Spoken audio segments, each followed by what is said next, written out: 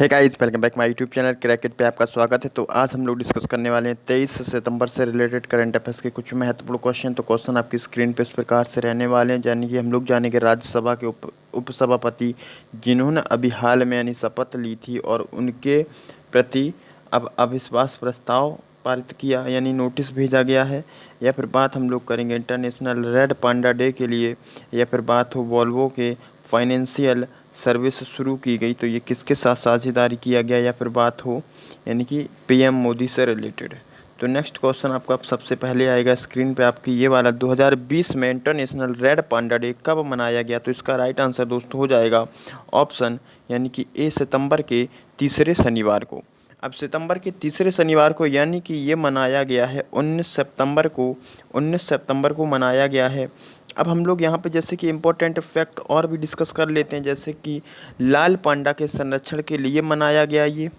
अब यहाँ पे बात हो रहा है लाल पांडा के संरक्षण में, तो IRPD यानी कि इंटरनेशनल रेड पांडा डे, तो IRPD सबसे पहले 2010 में पांडा नेटवर्क के द्वारा यानी कि स्थापित किया गया था और इसको सबसे पहले मनाया गया था 18 सितंबर 2010 को। यहाँ पे आपको क्लियर हुआ होगा। अब लाल पांडा की अगर बातें करें तो लाल पांडा की दो प्रजातियाँ होती हैं, कितनी, तो दो प्रजातियाँ होती हैं, जिसमें एक होता है हिमालयन पांड्या यानी हिमालयन पांडा, एक होता है चाइनीज़ पांडा।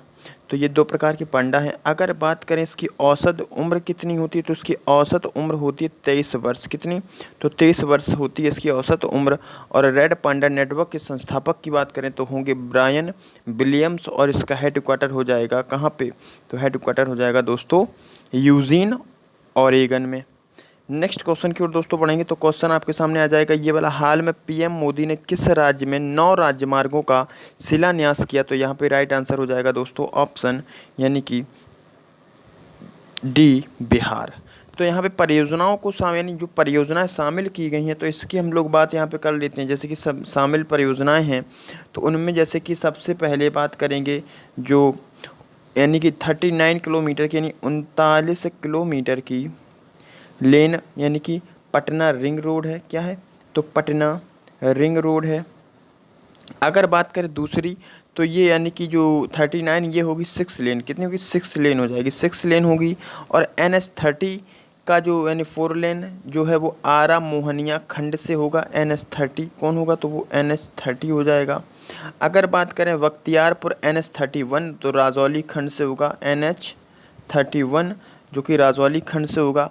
और एक 4 लाइन NH131A जो कि नरेंद्रपुर पूर्णिमा यानी पूर्णिया खंड से होगा। कौन सा, तो 1 यानी कि NH131A। तो ये समझ में आया होगा दोस्तों आपको। इसमें 3 मेगा पुल भी शामिल है, जैसे कि आपका महात्मा गांधी सेतु जो कि 4 लेन पे डिपेंड है, एंड कोसी नदी से पर एक 4 लेन किस पे, तो कोसी नदी के पुल पे एक 4 लेन है। अगर बात करें भागलपुर से संबंधित तो भागलपुर में विक्रमशिला सेतु जो कि 4 लेन से संबंधित होगा। अब यहाँ पे हम लोग एक इम्पोर्टेंट फैक्ट ये डिस्कस करेंगे कि इसी जो घोषणा में यानी इसी के शिलान्यास में तो एक घोषणा और की गई है जो पीएम मोदी के द्वारा, तो वो ये है जैसे कि फाइबर योजना जो कि इलेक्ट्रॉनिक और सूचना प्रौद्योगिकी मंत्री द्वारा यानी क्रियान्वित की जाएगी, जिससे कि यानी कि बिहार के गाँव में यानी कि फाइबर इंटरनेट की सुविधा अवेलेबल करवाई जाएगी। जो कि गांव कितने जोड़े जाएंगे, तो उसमें गांव की संख्या होगी 45,945। तो आपको समझ में आया होगा। अगर बात करें बिहार के सीएम की तो बिहार के सीएम कौन होंगे, तो सीएम हो जाएंगे यहाँ पे नीतीश कुमार, और यहाँ के गवर्नर जो है वो है फाल्गु चौहान। कौन है, तो फाल्गु चौहान है। और यहीं पे बात करें इलेक्ट्रॉनिक और सूचना प्रौद्योगिकी मंत्री वो हैं धोत्रे संजय शामराव। नेक्स्ट क्वेश्चन आपके सामने आ जाएगा दोस्तों, तो ये आ जाएगा क्वेश्चन आपके सामने। तो हम लोग बात करेंगे हाल में हुआ निधन अंगरीटा शेरपा जो कि 10 बार माउंट एवरेस्ट पे उन्होंने सफल चढ़ाई करी, और ये इनका यानी कि जो दूसरा नाम किस नाम से जाने जाते थे, तो ये बात पूछी जा रही है इसमें। तो इसका करेक्ट आंसर हो जाएगा हिमतेंदुआ। तो इनको यानी कि एक अन्य नाम से जाना जाता था या फिर एक उपाधि थी इनकी हिमतेंदुआ की। तो अब क्यों इम्पोर्टेंट है ये क्वेश्चन, तो ये इसलिए इम्पोर्टेंट है क्योंकि इन्हें 10 बार जो सफल चढ़ाई, कितने बार, 10 बार सफल चढ़ाई की है। अब इसमें कई बार तो इन्होंने बिना ऑक्सीजन के चढ़ाई की है। जैसे कि बात बात करें 1983 और 1996, यानी 1983 और 1996 में इन्होंने विदाउट ऑक्सीजन के, यानी विदाउट ऑक्सीजन बॉटल के, यानी कि सफल चढ़ाई करी है। अब बात करें इनका निधन जो हुआ वो कितनी उम्र पे, तो 72 वर्ष की उम्र पे इनका निधन हो गया। और माउंट एवरेस्ट दुनिया की सबसे ऊंची चोटी होगी माउंट एवरेस्ट। और यहाँ पे अगर आपको ऑप्शन दिख रहा हो जैसे कि विभुरंजन चौधरी, तो ऑप्शन ए है विभुरंजन चौधरी, जो कि असम के संगीतकार थे, तो इनका भी हाल में निधन हो गया। अगर बात करें नेपाल की, तो ये नेपाल से हैं, हालांकि ये आप लोग समझ लीजिएगा जो अंगिरात शेरपा हैं तो ये नेपाल से हैं। अगर नेपाल की कैपिटल की बात करें तो कैपिटल हो जाएगी काठमांडू, क्या होगी तो काठमांडू हो जाएगी। और इसके जो पीएम हैं तो पीएम हो जाएंगे के पी ओली, क्या होगा के पी शर्मा ओली। और यहाँ की पॉपुलेशन की बात करें तो पॉपुलेशन है 2.81 करोड़। नेक्स्ट क्वेश्चन की ओर दोस्तों बढ़ेंगे, तो नेक्स्ट क्वेश्चन आपका आ जाएगा ये वाला, हाल में यानी कि हाल में जो कि आपका क्वेश्चन यहाँ पे थोड़ा सा यहाँ पे मिस्टेक है, यहाँ पे आपका होगा हाल में इटालियन ओपन में महिला एकल खिताब किसने जीता है, तो इटालियन होगा दोस्तों, यहाँ पे क्या होगा तो यहाँ पे होगा इटालियन ओपन में।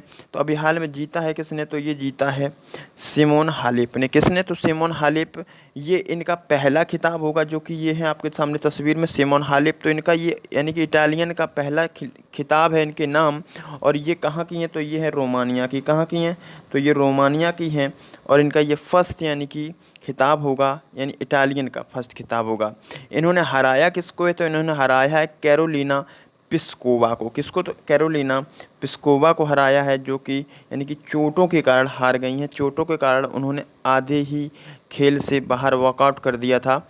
अब बात करें पुरुष एकल खिताब में किसने जीत हासिल की, तो यहाँ पे आपको यानी कि दिख रहे होंगे नोवाक जोकोविच। तो इन्होंने यानी जीता है पुरुष एकल खिताब 2020। और इन्होंने हराया किसको, तो इन्होंने हराया है जो उनका नाम होगा डिगो मैन अर्जेंटीना से।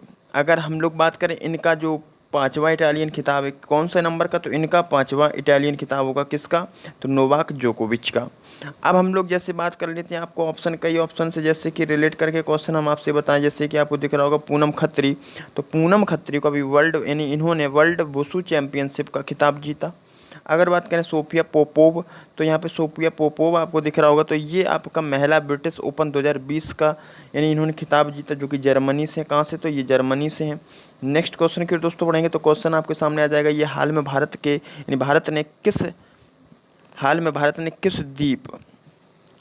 किस द्वीप देश के साथ कार्गो फेरी शुरुआत की, तो यहाँ पे राइट आंसर होगा मालदीव। क्या होगा, तो मालदीव होगा। इसका शुभारंभ कब किया जाएगा, तो इसका शुभारंभ की अगर हम लोग बात करें दोस्तों, तो ये होगा यानी हो चुका है 21 सितंबर से। कब से, तो इसका शुभारंभ हो चुका है 21 सितंबर से।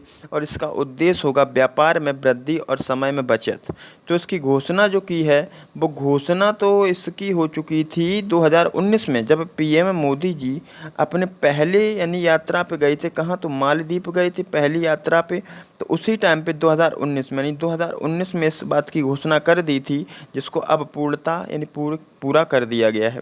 अगर बात करी जाए इस जो कार्गो फेरी को हरी झंडी किसने दिखाई, तो यहाँ पे आपका राइट आंसर हो जाएगा शिपिंग मंत्री यानी कि मनसुख मंडाविया। क्या होगा, तो यहाँ पे हो जाएगा मनसुख मंडाविया ने हरी झंडी दिखाई। अगर हम लोग बात करें ये सेवा कहाँ से कहाँ प्रदान की जाएगी, तो ये तूतीकोरिन और कोचीन से कुलपुस्सी नगर यानी कुलपुस्सी और नर मालदीप, जो कि मालदीप का क्षेत्र पड़ेगा, तो यहाँ पे सेवा प्रदान की जाएगी। और मालदीप पूर्ण जो आयात पर निर्भर है, ये किस पे निर्भर है, मालदीप की अगर हम लोग बात करें तो मालदीप ये पूर्ण आयात पे निर्भर है। और यहाँ पे बात करें भारत, यानी कि भारत जो मालदीप में निर्यात करता है, तो ये चौथा सबसे बड़ा देश होगा निर्यात के मामले में। फर्स्ट है चाइना। फर्स्ट कौन होगा, तो फर्स्ट चाइना हो जाएगा, जो कि मालदीव को यानी कि निर्यात करता है आवश्यक वस्तुएं। अगर हम लोग नेक्स्ट यानी कि आपका क्वेश्चन देखेंगे, तो क्वेश्चन आपके सामने ये आ जाएगा, हाल में वॉल्वो ने फाइनेंशियल सर्विस शुरू करने के लिए किस बैंक के साथ साझेदारी की, तो यहाँ पे राइट आंसर दोस्तों हो जाएगा आपका HDFC बैंक। क्या होगा, तो इसका राइट आंसर होगा HDFC बैंक। अब यहाँ पे हम लोग बात कर लेते हैं और भी इम्पोर्टेंट क्वेश्चन जैसे इससे रिलेट करके। तो ये जो यानी कि HDFC बैंक। तो इसने अभी हाल में वीडियो केवाईसी सुविधा को शुरू किया। किसको? तो वीडियो केवाईसी सुविधा शुरू की किसने? तो HDFC बैंक ने। हालांकि इससे पहले भी कई बैंकों ने कर दिया इसको।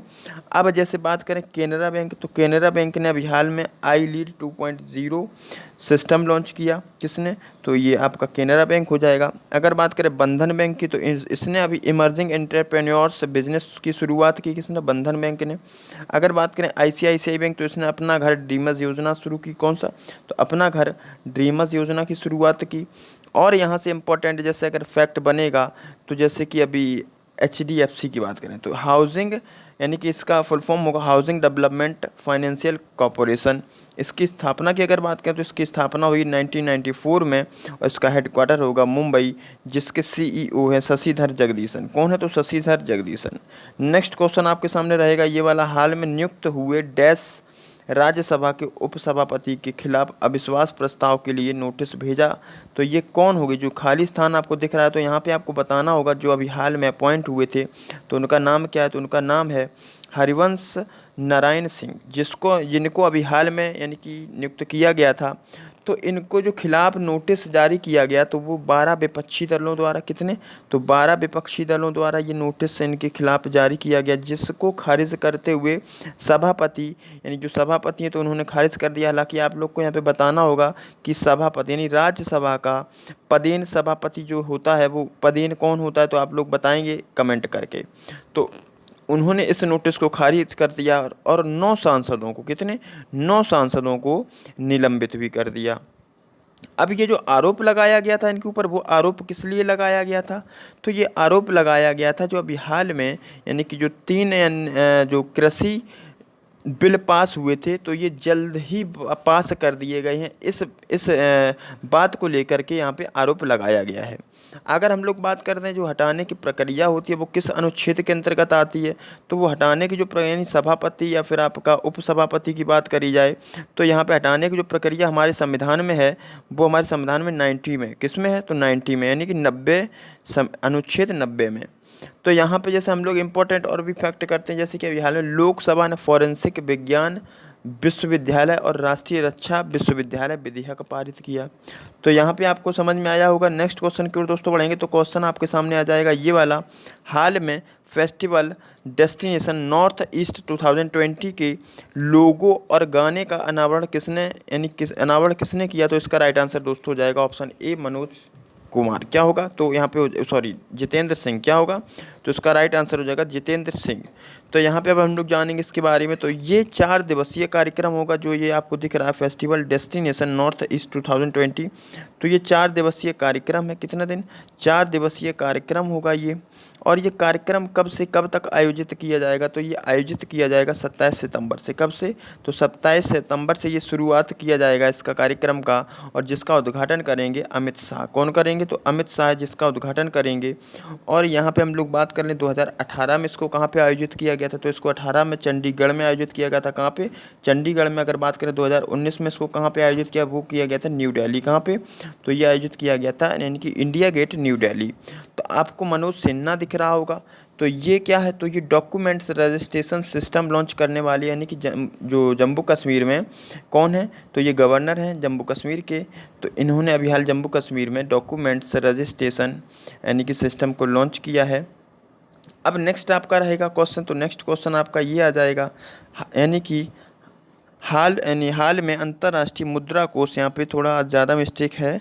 तो यहाँ पे हाल में अंतर्राष्ट्रीय मुद्रा कोष IMF के कार्यकारी निदेशक के सलाहकार किन्हें नियुक्त किया गया है? तो यहाँ पे राइट आंसर दोस्तों क्या होगा? तो इसका करेक्ट आंसर हो जाएगा यानी कि ऑप्शन कौन सा? तो ऑप्शन हो जाएगा यहाँ पे सीमांचल दास। क्या होगा? तो इसका राइट आंसर होगा सीमांचल दास, जो कि 1988 बैच के IFS अधिकारी होंगे। तो 1988 बैच के IFS अधिकारी हैं। तो इनकी अब हम लोग बात कर लेते IMF। तो यानी कि IMF इंटरनेशनल मॉनेटरी फंड। तो यहाँ पे ये इसकी स्थापना कब हुई है? तो IMF की स्थापना हुई है 1945 में। कब? 1945 में, जिसका हेडक्वार्टर होगा वाशिंगटन DC। हेडक्वार्टर कहाँ होगा? तो हेडक्वार्टर होगा वाशिंगटन DC। अब यहाँ पे इंपॉर्टेंट और फैक्ट, जैसे कि इसके MD कौन है? तो MD है क्रिस्टलीना क्रिस्टीन जॉर्जीवा। कौन होगी? तो क्रिस्टलिना जॉर्जीवा होंगी इसकी एमडी। और मुख्य आर्थिक सलाहकार यानी कि चीफ इकोनॉमिस्ट कौन है? तो वो हैं गीता गोपीदास, जो कि भारतीय हैं। नेक्स्ट क्वेश्चन की ओर दोस्तों बढ़ेंगे तो क्वेश्चन आपके सामने ये आ जाएगा, यानी हाल में चिकित्सा शिक्षा के लिए 2020 यानी वर्ष 2020 के आईजी नोबेल पीस पुरस्कार प्राइज के लिए किसे नॉमिनेट किया गया है, किसको यानी चुना गया है? तो यहाँ पे राइट आंसर होगा नरेंद्र मोदी, जो कि आपको तस्वीर में दिख रहे होंगे मुस्कुराते हुए। तो ये इनको यानी कि नॉमिनेट कर दिया गया यानी नामित कर दिया गया है 2020 के यानी कि आईजी नोबेल पुरस्कार के लिए। तो क्यों इनको नॉमिनेट किया गया है? तो ये यानी कि कोविड-19 के ज़रिए जो सीख दिया था, इन्होंने बताया था कि वैज्ञानिकों के अलावा राजनेता जो हैं, राजनीति क्षेत्र से हैं, यानी वो लोग भी अगर आगे आएँ तो लोगों को यानी बचाने में अहम भूमिका निभा सकते हैं। तो ये बात पे इनको यानी इस पुरस्कार से सम्मानित किया जाएगा। अब हम लोग जैसे बात करें ये किस नंबर के किस क्रम के भारतीय होंगे यानी आईजी नोबेल पीस प्राइज़ पाने वाले? तो ये हो जाएंगे दूसरे। पहले कौन थे? तो पहले भी हम लोग जान लेते हैं, अटल बिहारी वाजपेयी। कौन थे? तो अटल बिहारी वाजपेयी थे, जिनको 1998 में परमाणु परीक्षण के बाद यानी शांति बनाए रखने में दिया गया था। किसको? तो अटल बिहारी वाजपेयी को। अगर यहाँ पे क्वेश्चन दोस्तों आपको दूसरे तरीके से पूछ दिया जाता है कि संयुक्त देश बताइए, सेम क्वेश्चन हो यही और पूछ दिया जाए यानी व्यक्ति की जगह अगर संयुक्त देश पूछ दिया जाएगा तो आप राइट आंसर लगा सकते हैं भारत और पाकिस्तान। क्या लगाएंगे? तो यहाँ पे राइट आंसर लगाएंगे भारत और पाकिस्तान। तो नेक्स्ट आपको अब हम देखो कल फिर मिलेंगे एक नई ऊर्जा के साथ, नए क्वेश्चन के साथ। अगर वीडियो आप लोगों को अच्छा लग रहा है तो आप लोग यानी कि चैनल को सब्सक्राइब करिए। सब्सक्राइब करके आप लोग को यानी प्रेस यानी जो बेल आइकन है उसको प्रेस करिए और अब क्वेश्चन को पढ़िए। हाल में एसयूवी टोयोटा अर्बन क्रूज़र के ब्रांड एम्बेसडर कौन बने हैं? तो इसका राइट आंसर दोस्तों हो जाएगा आयुष्मान खुराना। क्या होगा? तो इसका राइट आंसर दोस्तों हो जाएगा आयुष्मान खुराना को भी हाल में एसयूवी टोयोटा अर्बन क्रूज़र का ब्रांड एम्बेसडर बना दिया गया है। तो यहाँ पे अब आपको देख लेना होगा जैसे कि और भी क्वेश्चन है। तो ये लॉन्च यानी कब होगी? जैसे कि ये दिख रहा होगा अर्बन क्रूज़र, तो ये लॉन्च कब होगी? तो ये लॉन्च होगी जो आपको दिख रही है सामने, तो ये लॉन्च होगी कब? तो ये होगी 23 सितंबर को, यानी कि 23 सितंबर आज 23 सितंबर को ये लॉन्च होगी। अब हम लोग बात करते हैं तो यहाँ पे बजाज एलियांस के भी ब्रांड एम्बेसडर बनाए गए। वो कौन बनाए गए? तो वो भी यानी कि आपको दिख रहा होगा तस्वीर में, यानी कि आयुष्मान खुराना को बनाया गया। सुरेश रैना की अगर बात करें तो सुरेश रैना को अभी हाल में ऑनलाइन पोकर प्लेटफॉर्म का ब्रांड एम्बेसडर बनाया गया। अगर बात करें यूनिसेफ का सेलिब्रिटी एडवोकेट किसको बनाया गया? तो वो भी आपका हो जाएगा आयुष्मान खुराना। तो दोस्तों वीडियो कैसा लगा आप लोग बताइएगा कमेंट करके, और चैनल को अगर अभी तक सब्सक्राइब नहीं किया तो आप लोग सब्सक्राइब कर दीजिएगा और लाइक कर दीजिएगा, शेयर कर दीजिएगा। तब तक चलते हैं, अलविदा, थैंक यू, धन्यवाद।